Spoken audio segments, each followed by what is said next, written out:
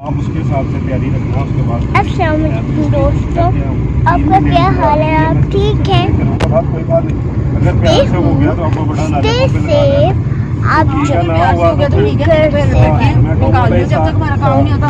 साल बैठो, साल बाद ही जाओ। आप फिर मास्क पहने थी, इसलिए अगर ये बात नहीं तो हमें मैसेज क्यों किया यदि आपका साल बाद स्टूडेंट और आज हमारा ट्रिप कुछ जाने वाला नहीं है।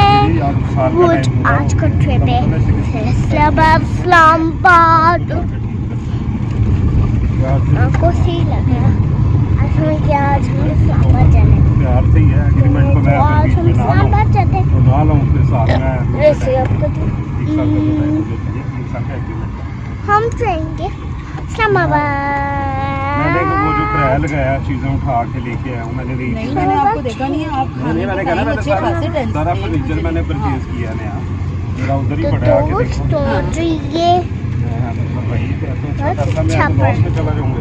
तो हम जाते हैं इधर। शादी से भी मुझे कोई कंसर्न नहीं है।